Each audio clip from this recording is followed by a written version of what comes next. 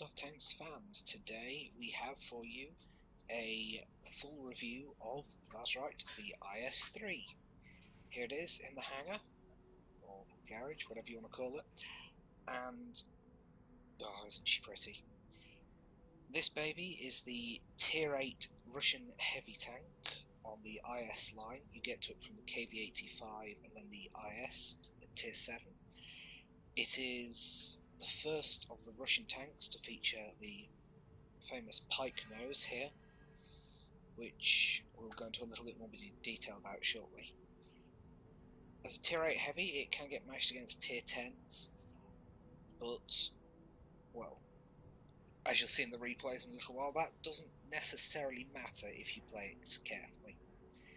So, the IS-3. Let's do a quick run through of the stats, and then we'll get to see some gameplay.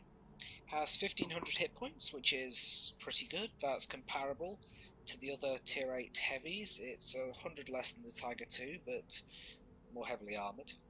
It weighs, with the setup I've got it in, at 50 tons, which isn't bad, and has a 700 horsepower engine, which is just approximately 14 horsepower per ton, which is a reasonable power to weight ratio.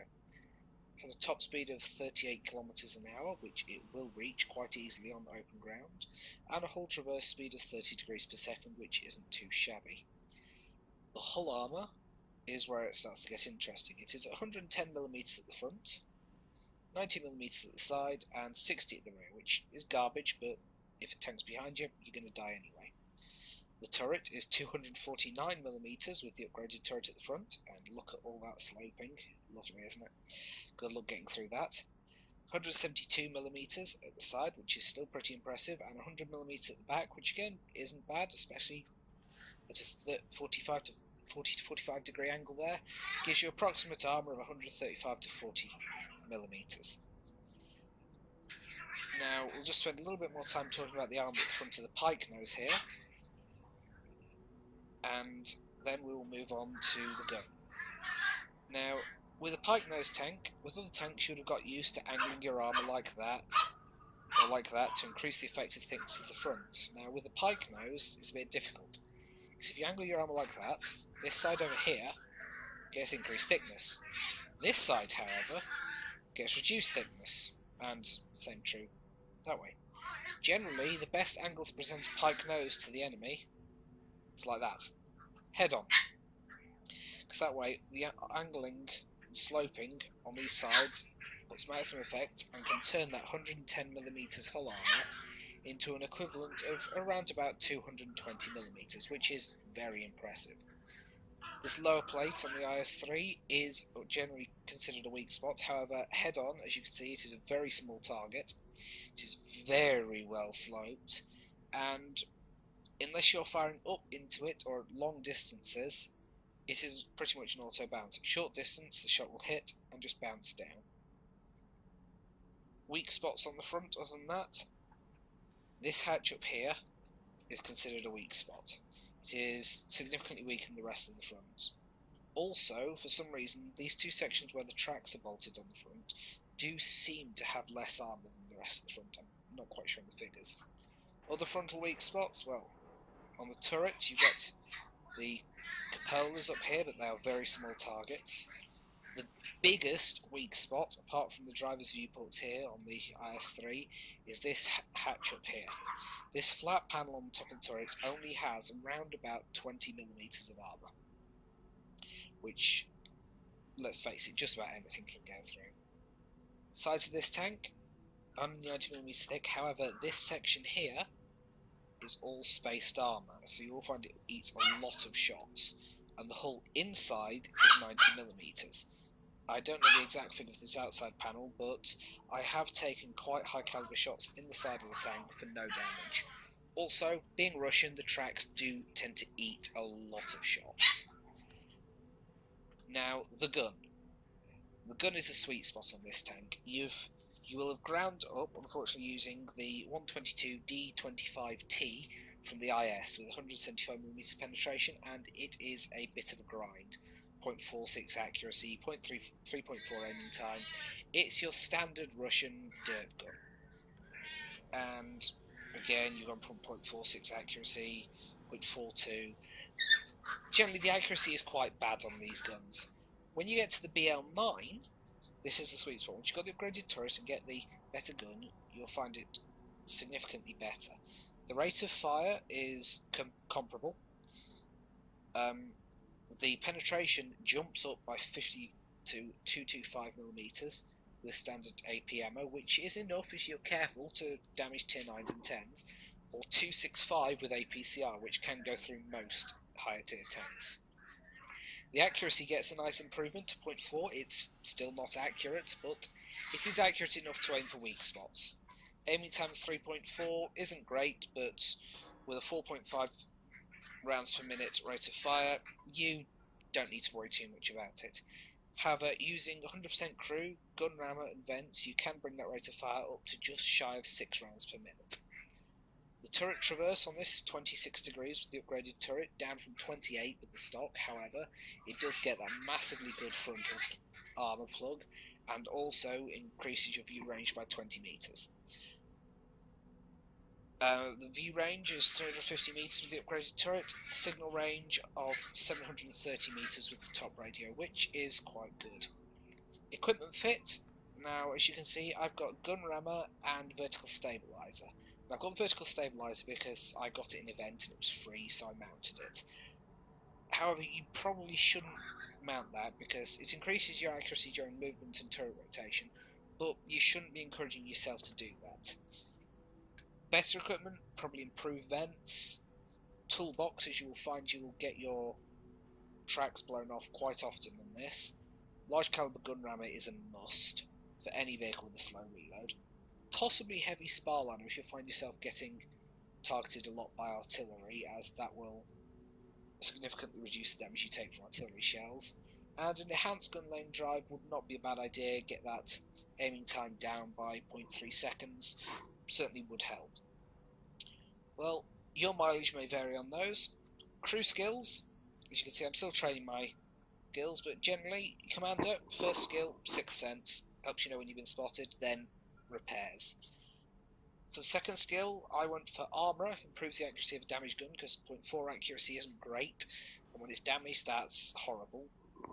But improving the accuracy of a damaged gun always helps. Then training snapshot for turret rotation. Then I've gone for repairs on the driver, for a smooth ride, not that you should be firing on the move. And then intuition and repairs on the loader. Okay, well, let's see how it plays. So here we are, it's a tier 10 match, and well, in a tier 10 match this is very much a small tank, but let's see how we go.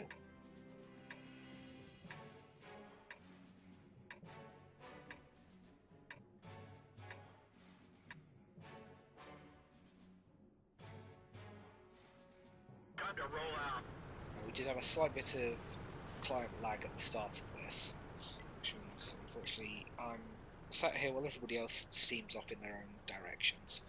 So we'll just speed this up until the client picks up. And here we go. So we're going to head down to the usual heavy tank point, down here at G8-9 area. Unfortunately it looks like not many of the team are coming down with us. So up in front we've got WZ-120 and the Centurion 71 and the Jagdpanzer E100. Bit of support from the third mod up there, but that is it on this side. So here I'm telling that Jagdpanzer E100 to fall back as he is probably about to get overrun as all those tier 9 10 tanks plough down the side to try and deal with artillery that are sure enough we've already lost the Centurion to the T-49, good old KV-2 speed, and there goes the WZ-120. So now it's the three of us alone on this side, although we do have some wonderful artillery support. There is the first example of the arm of this tank. Look at that.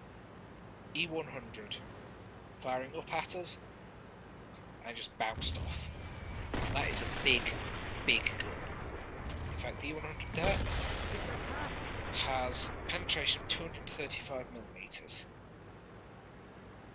That's 110mm front arm. As you can see there, at the bottom of the screen, the effective armour, due to the angling, is about 220 to 230mm. So here we go again. We've got to deal with an IS-7, an E100, Type 61, I believe. Yes, and the T-49. And there is also an IS-6 down there and an IS-3. Okay, I take a shot from the IS-7, however, I wasn't paying attention. I also bounced a shot from the IS-7, not sure where, probably off the gun mantle there. Quick snapshot, blows away the IS-6, shooting into one of his cupolas there. So I'll try. And yes, I managed to get a shot through. Once again, the IS-7 bounces off me. Not sure where, but yet another bounce off from the IS-7. Still very worried about those E100s there, but let's put the camera back. Judge what's down. Now I'm loading APCR here, and of course it bounces. Because that tank slightly sloped sides, and as it's coming up the hill sideways angled, there wasn't much chance of me getting through it. So I'm pulling back because we've lost the Ferdinand, and our Jagdpanzer E100 is on perilously low health here. But it does look like their tanks are starting to try and push back, but we do have quite a nice blockade of tanks over here around the H5 area. Causing some lovely delaying action stopping getting to the cap. And really right now we are just fighting offensive battle, and there we go. Heat shell from the E100 bounces off the gun mantle.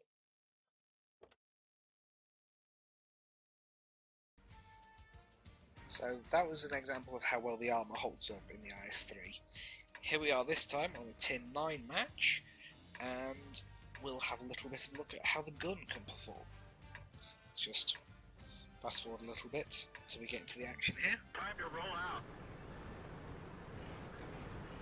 We're just waiting to see where everybody deploys, and looks like most people are heading over to the cap, and looks like we need a little bit of help on this side, so here we go.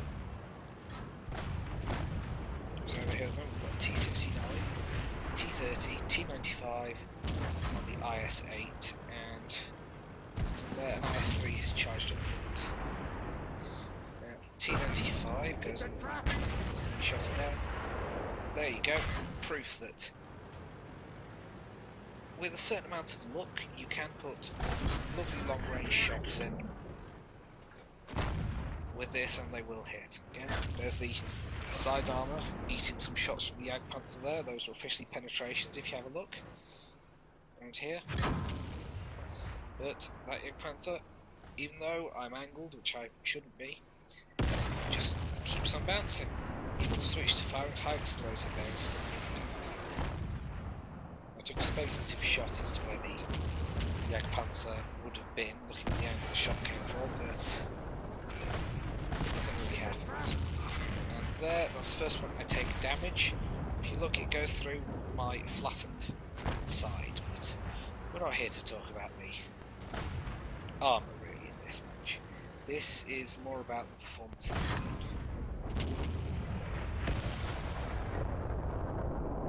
I'm being told to fall back here, guys, by the T30, but I ignore him. Because I'm in a relatively safe place here. There's no artillery on the enemy team, and unless people work their way around, I am pretty safe, and that was stupid of me. Just going to sit out there side on in front of a Jagdpanther was not my best plan.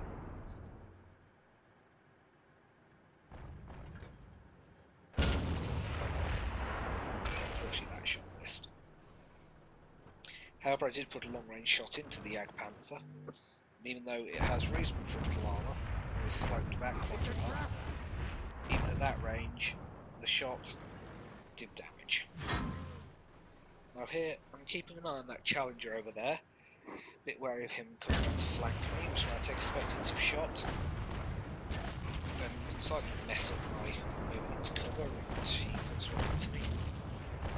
Again, it's another one through flat plate, but I haven't taken a huge amount of damage yet.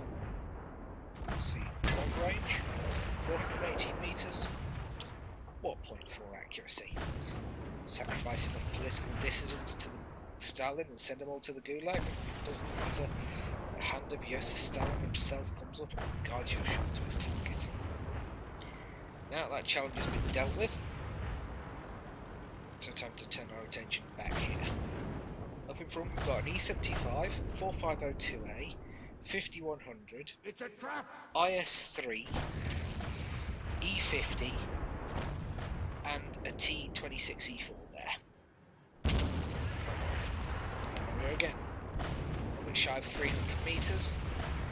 The front of that tank, the 26E4 super version, is notoriously troll, but I still managed to get a shot into a weak spot. And here we go again. Weak spot on the top of the turret, no problem. I do find though, this gun has 390 average damage. Most of the time, so lots of my shots doing 360-ish damage. 377 again. This gun really, if you can put this gun to work, it does just eat me. Unfortunately that one there didn't quite land where it was supposed to, so didn't manage to do any damage. It's a trap! There we go. Side of a 4502A, no problem. And suddenly, we've dealt with most of the tanks on this side.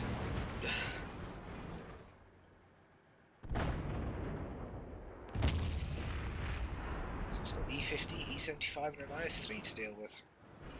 Unfortunately, I snapped that shot a little bit, didn't let it aim, and it did just bounce off the upper plate of the E75 instead of hitting the turret. But I have done over, well, just about 2,400 damage here, and I'm a tier 8 in a tier 9 game. I've had 7 damaging hits, so and there's the IS3, but unfortunately, again, I snapped the shot, and you have to aim with this gun. It's not a gun you can get with just snapshots. And then the T30 nukes the IS3, blows his ammo rack, and now we have the E75. 200 plus metres, right in the arse. And that's it. I unfortunately don't manage to do any more damage in this match, but you can say a good at least 2,700 damage. It's 2,700 that we saw. I believe I did do some damage to the Jagdpanther as well. Let me just check. Yes, I did. I think I did just over 300 damage to the Jagdpanther with my first blind shot. And there we have it. The gun of the IS3 performing as intended.